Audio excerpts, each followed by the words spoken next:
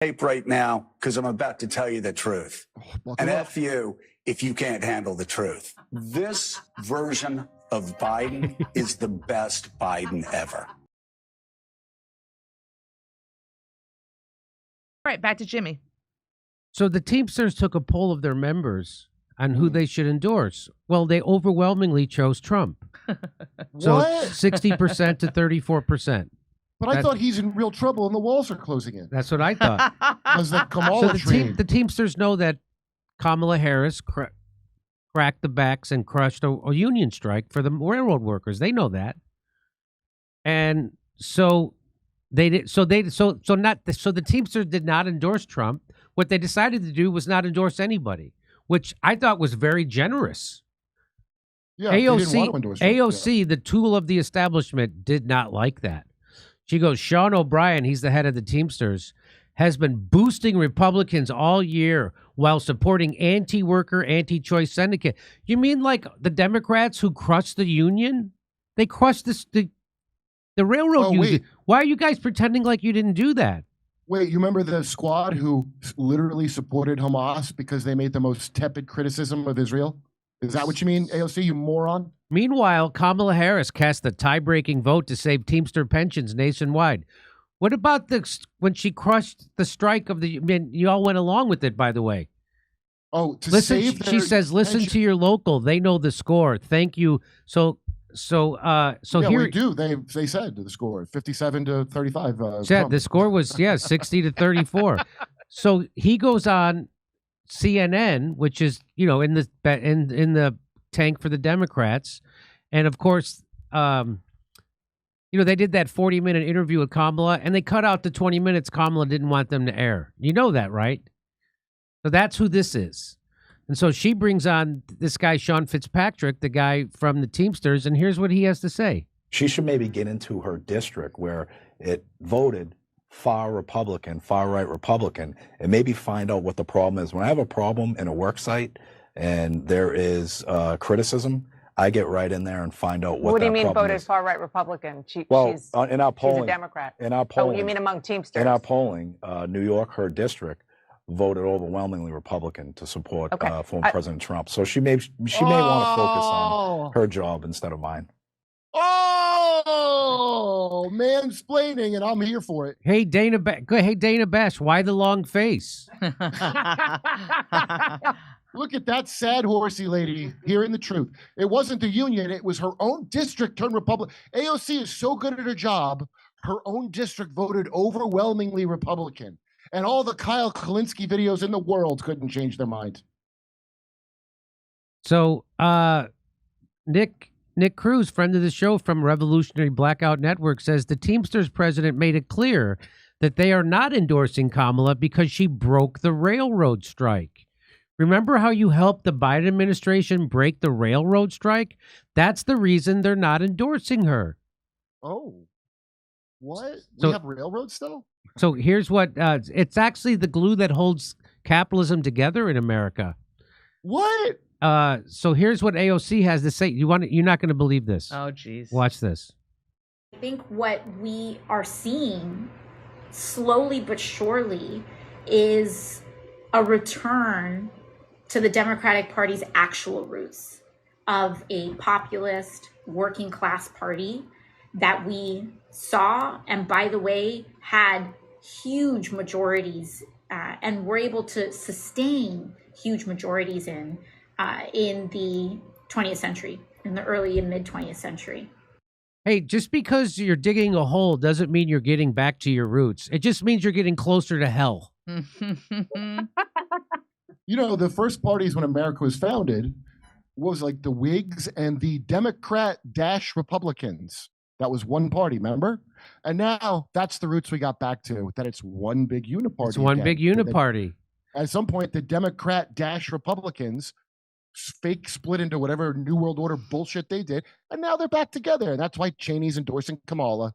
And AOC, hilariously, I always think of her deplatforming works, and now Tucker's bigger than ever, and she looks like a puffy-faced idiot. Look how puffy she is. I guess she's going to pretend she doesn't remember this. This was when Hillary... I'm bringing on the ruckus. This was right before Hillary Clinton lost to Donald Trump. Remember what the head, this is the head of the Democratic Policy Committee chair. That's him, Chuck Schumer, the leading Democrat at the time. And here's what he said about workers. For every blue-collar Democrat we will lose in Western PA, we will pick up 2, 3 moderate Republicans in the suburbs of Philadelphia. And you can repeat that in Ohio and Illinois and Wisconsin. So they don't care about workers. They're now they're now the party of Republicans, suburban Republican white collar voters. That's what there's nobody there to represent the workers, which is why they vote for Trump, because at least he gives them lip service. Hey, put that slice of cheese on your raw hamburger on the grill at your daughter's weird devil party. So, and remember this. So, when you have this attitude that screw the workers, we're going to pick up white collar voters. You know what happens? They vote for Trump. That's what happens. And so I thought they must be stupid because they're falling for something. It's not me, the moron at the top that can't read the tea leaves and thinks that I'm in the populist party. So remember when AOC used to say stuff like this before they activated the chip in her head? Watch this. Start bringing the ruckus on the Democratic Party. That is our job. Democratic Party does not do more unless it is pushed. So we need to push them. And they don't like it. I think I annoy them, but that is our job. That's our job. Democrats for Trump, 2024. That everyone thinks these issues are important. We need to make them urgent. This country has only ever changed for the better by groups of people that were willing to put everything on the line for a better future. That's how we got the civil rights movement, the women's rights movement. That's how we got the labor movement, queer rights and marriage equality. It didn't happen by people playing it safe. We have to give it all we got. Don't people realize that the most powerful position you can be in is when you are not materially attached to a position of power? If you're a one-term Congress member, so what? You can make 10 years worth of change in one term if you're not afraid. Oh, well. Oh, wow. Turns out that should be a Trump ad. They should take her words and make that a Trump ad. That you remember when she went to the Chicago convention and all the donors and all the party insiders cheered her? This is the person who's supposed to be bringing a ruckus to the Democratic Party. Watch this. This is the person who's supposed to be bringing a ruckus. For your energy. Thank you, Kamala Harris and Tim Walz. Thank you, the establishment choices.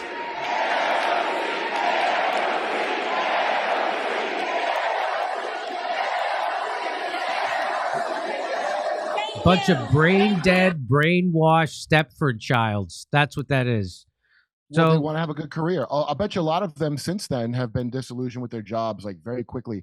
Again, Kamala Harris, part of the reason she sucks so bad, they're all empty suit talking heads, except Trump writes his own stuff. but it's because no one wants to work with Kamala because she sucks. And every Democrat was gleefully reporting, like your breaking points are going to tell you to vote for Kamala. Yeah. Right? And your Kulinski, whatever, they were all talking about how Kamala sucks so much, people quit. So she doesn't have good writers. She had Obama and Hillary have to personally talk into her two-way ear radio to maybe get her to say something that doesn't suck because no one wants to work for her. That's a fact. Over to Steph. Okay, here we go. Nice to see Jimmy. I don't know. What does this mean? If you haven't seen, Babylon Bee is reporting that Biden pledged that the next Trump assassin will be a woman of color. That's amazing. Ricky. Oh, my God. Vienticus Prime, the relationship was the new cyber sex thing all the kids are doing nowadays. Vienticus. Biggie. What? RFK? Yeah. I am beside myself today. A new member of my knitting group brought her 8-year-old baby. They had just come from getting him 8 vaccines. He was listless and sleeping. Absolutely heartbreaking. It is I hear you on that one. The mystery of why Trump is a planned asset of the establishment. He serves as their whipping boy, the clown that keeps running against their establishment candidate. He won. He won against their establishment candidate. He won. But he has no idea he was never meant to win. He knows. He didn't expect to win the first time. That's why his cabinet was so shitty. And you saw how he glazed over. He's like, he didn't know he was going to win.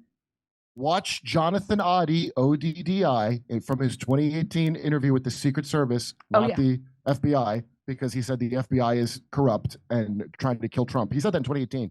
Watch the whole interview. He tells you exactly how the system works in the background. It's mind-blowing to watch it now. I'm like, oh my God, he's saying all the things that it took me 3 years to slowly piece together and more. I'm going to have to watch it. Spell it again. What's his last name again? ODDI, Jonathan with no H, Oddi. Okay. And I believe he's been in protective custody for the last 3 years because he suddenly disappeared. And so people thought it would like maybe he's dead, maybe whatever. No, there's something going on bigger than what people think with this. I keep harping on it, and you're going to see it's getting bigger and bigger. They took him in, and he's in big trouble, and he's connected to very prominent Democrats. Very prominent. The Midas touch, all those things we made fun of from Midas touch, those brothers are connected to Diddy and no freak-off kidding parties. Yes, it's in the Jonathan Oddi thing. He goes, Ben Meiselas, Hillary Clinton, Ron Burkle, the billionaire financier of a lot of movies, who looks like the principal from Ferris Bueller's Day Off that turned out to be no good. All of them. He named names in that. And it was a joke when I first watched it. I was laughing because it's hilarious what he did. He's in socks, sliding around a Trump hotel, shooting at the ceiling. But then he explains he's not crazy. He was trying to warn Trump that Trump thinks because he didn't jail Hillary that she's going to not try to have him killed, but he doesn't understand. It was amazing. He lays out the whole thing. I'm going to watch it. Watch it. You wrote it down? So come to me. That's Jimmy. Tired of coming across videos on YouTube that make you mad? Well, here's one that's gonna make you glad. A man going through TSA wearing this shirt as he gets checked by TSA.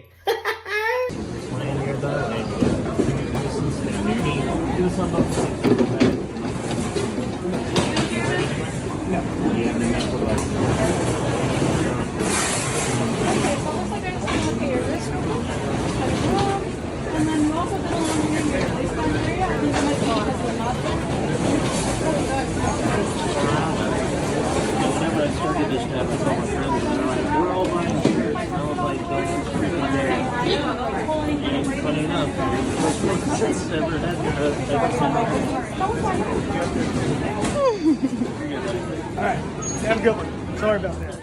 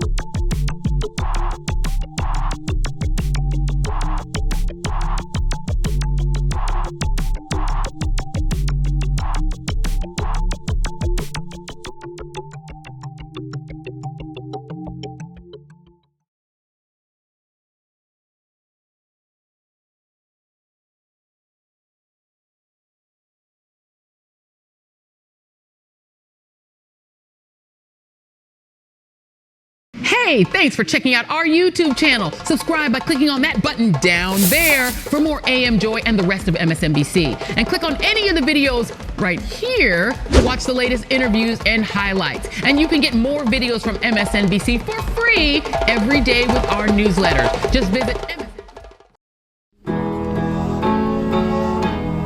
Isn't it swell?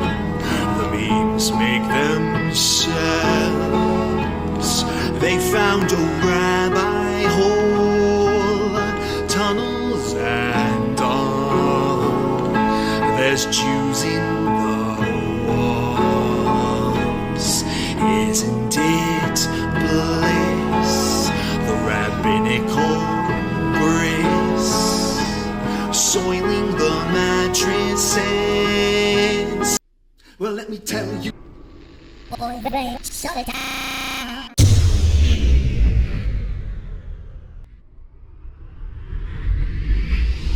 If I were Rabbi Shmuley and diddle diddle diddle digga digga diddle diddle dum, all day long I'd diddle little bums. If I were a Shmuley man, I'd peddle all my dildos, dreidel dildos, selling dildos with my daughter and her mum. If I were a Jewish Shmuley man, I'd be digging with a dildo in my bum. I'd wear a grotesque nose and go grab some goyim right on the nipple with a pinch. A Shabbos lap dance brace for the youngest mensch. At this time, more than any other time, you know, revolution is necessary. It is necessary. Not only based on what has happened with the MOVE organization, you know, the babies that have been murdered, you know, MOVE adults that have been murdered, bombs being dropped on us, but past that to what is happening with all black people, so-called minority people, you know, money poor people. You know, this government, as has been said earlier, has waged war on us. But you know, something about us, particularly here in America, we don't really understand that. You know, we don't really know what war is. You know, for black people, for poor people, that people see as good, that they wasn't forced to do, that they didn't do to try to keep black people appeased, you know, and calm down so that black people wouldn't riot. A prison situation is a crystallized example of that. You can make phone calls in prison. They have movies in prison, but they don't have those things because they just want to be nice to prisoners. They have those things because they know damn well if they don't have, you know, people being able to contact their family, if they don't have, you know, facilities for people to sit there and watch movies, people are going to be frustrated, upset, and they're going to direct that frustration at them prison administrators, and they're going to have riots on their hands. You know, they're going to have people in them prisons turning them prisons out. That's why they have movies. That's why they have access to phones the way they do. And a stop to it when we don't like it, or encouraging it when it's something that's in our interest. You know, we have to call the shots. The people have to take the reins of this system and start dictating, you know, what we need, what needs to be done. And, you know, taking the initiative to do it ourselves. We can't rely on this system. I mean, you know, don't people see what's happening? Every single confrontation that MOVE people have been involved in, every single issue, you know, oppression, economic issues, every single issue facing our people, you know, is something that can be dealt with very, very simply. All people got to do is make their wishes known.